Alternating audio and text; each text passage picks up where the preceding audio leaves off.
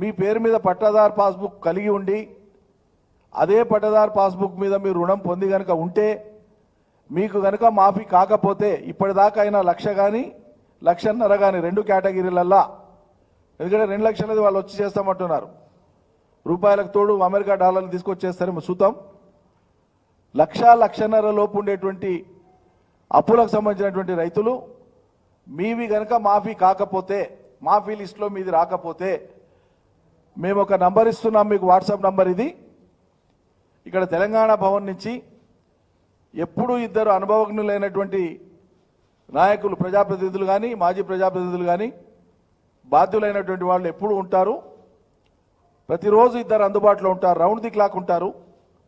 మీరు ఈ వాట్సాప్కు మీ లోన్ వివరాలు, ఏ బ్యాంకు, ఏ ఊరు, సర్వే నెంబరు, పట్టదారు పాస్బుక్ మీరు వివరాలు పెట్టండి.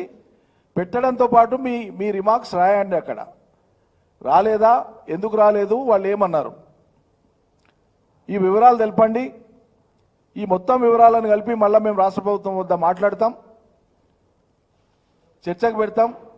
యథార్థాలు ఏంటో మొత్తం బయట సమాజానికి తీసుకొచ్చి చూపిస్తాం. ప్రత్యక్షంగా ఇక మాటలు అవసరం లేదు. వచ్చిన వాళ్ళు ఎవరు, రాని వాళ్ళు ఎవరు తెలుసుకుందాం. రాని వాళ్ళకు కూడా వచ్చినట్లు ఈ ప్రభుత్వం మోసం చేసి అందరినీ నమ్మబలికే ప్రయత్నం అయితే చేస్తుందో ఆ దుర్మార్గాన్ని మనం ఎండగడదాం. అందుకే రైతులారా, వచ్చినోళ్ళు సంతోషం. అది ప్రభుత్వం మాట ఇచ్చిన ప్రకారంగా 8 నెలలు ఆలస్యంగా ఇచ్చింది. అది కూడా వాళ్ళే రుణపడి ఉన్నారు. రుణమాఫీ చేయడం కాదు, ఈ కాంగ్రెస్ సర్కార్ రుణపడి ఉంది. ఈ రాష్ట్రానికి, తెలంగాణ రాష్ట్రానికి రుణపడి ఉంది. 1 ఎక్కడ ఉంటే అదే ఇది కాదు కదండి, యాడ్ స్టిక్ కాదు కదా. మీరు ఇలా ఏం బెనిఫిట్ ఇచ్చినా దాంట్లో 1 ఎవరెవరు తేలుతారు తప్పోళ్ళు. మీరు పెన్షన్లు ఇస్తున్నారు లక్షల మందికి, అక్కడో చోట 1-2 అనర్హులు లేరా? ఉంటారు. 1-2 అనర్హులు ఉన్నారని పెన్షన్లు క్యాన్సిల్ చేస్తారా? అనర్హులు లేరని చెప్తారా మీరు? ఈ ప్రభుత్వం చెప్తుందా? ఏ వెల్ఫేర్ స్కీమ్లోనైనా సరే 100% అర్హులే ఉన్నారని చెప్పగలరా? అంత పారదర్శకమైనటువంటి రికార్డులు భారతదేశంలో ఉన్నాయా?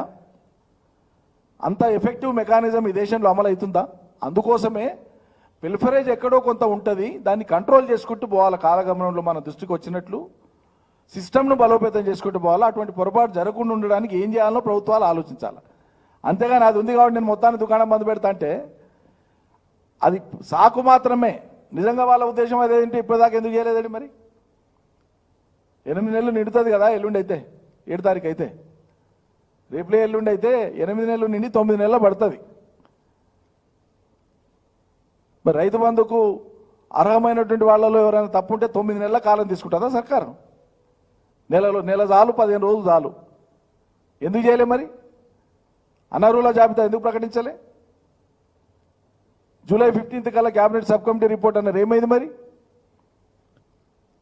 అసెంబ్లీ సమావేశాలు జరిపే లోపలనే క్యాబినెట్లో చర్చిస్తామన్నారు, ఏమైంది మరి? క్యాబినెట్లో ఎందుకో చర్చించలేదు, ఏమైంది మరి? శాసనసభకు తీసుకురాలేదు, ఏమైంది మరి? అంటే ఒక రాష్ట్ర ప్రభుత్వం, రాష్ట్రాన్ని నడిపేటువంటి ప్రభుత్వం, ప్రజాస్వామ్య ప్రభుత్వము ఒక్క మాట కూడా కట్టుబడి ఉండకుండా పాలన మేము చాలా గొప్పగా సజావుగా చేస్తున్నాం, ఇది ప్రజాపాలన అని చెప్పుకుంటే ఏమనుకుంటారు ప్రజలు? వ్యవస్థల మీద నమ్మకం పోయేది అందుకే కదా. వీళ్ళు చదువుకున్న వాళ్ళు, కొత్త తరం వాళ్ళు ఇటువైపు చూడకుండా ఉండడానికి, ఈ రాజకీయ వ్యవస్థను ఏ యాభావంతో చూడడానికి కారణం ఇదే కదా. వీళ్ళు పెంచి పోషించిన సంస్కృతే కదా, మళ్ళీ దాన్నే వీళ్ళు కొనసాగిస్తున్నారు. మేము ధైర్యంగా చెప్పినాం, చేయన్నాడు ఇది చేయలేకపోతున్నాం ఈ కారణం చేత అని చెప్పినాం. ఓ దళిత బంధు ప్రవేశపెట్టినప్పుడు చెప్పినాం, మేము తొలి విడతలో ఇంతే మంది చేయగలం, మాకు ఇంతే పరిమితి ఉంది, దీనికి ఒక సర్వోన్నతమైనటువంటి ఆశయం ఉంది, కాలగమనంలో అవుతుంది అని చెప్పినాం. ప్రజల నుంచి దాని నుంచి మాకు ఫలితం ఇటొచ్చినా అటొచ్చినా స్వీకరించడానికి మేము సిద్ధంగా ఉన్నాం. కానీ ప్రజలకు ధైర్యంగా చెప్పగలగాలి పాలకులు, అయ్యా మా సంకల్పం ఇది, మేము ఇది చేస్తున్నాం, మిగతాది ఫలానా టైంకి చేస్తాం. ఎస్ లేదు కదా అది వీళ్ళకు.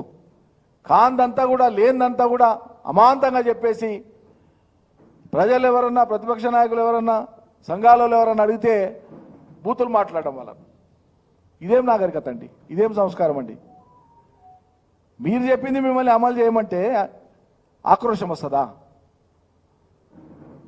ఎదురోళ్ళని తేలిక చేసి మాట్లాడతారా? మీరు చెప్పిన మాటలే కదా. అందువల్ల చాలా తక్కువ సమయంలో అపఖ్యాతిని మూటగట్టుకున్నటువంటి సర్కార్ ఇది. రైతులు ఇంకొంచెం మెరుగైన జీవనం కావాలని కాంగ్రెస్ ఓటేసింది తప్పిస్తే కేసీఆర్ సర్కార్ రైతులకు న్యాయం చేయలేదని ఏలే. నమ్మిండ్రు మీ మాటను. ఇంకా 10 కాడ 15 వస్తాయి, 2 లక్షల రుణం వస్తుంది, 10 ఏళ్ళు అయింది కదా కేసీఆర్ను చూద్దాం ఇది కూడా అనుకున్నారు తప్పిస్తే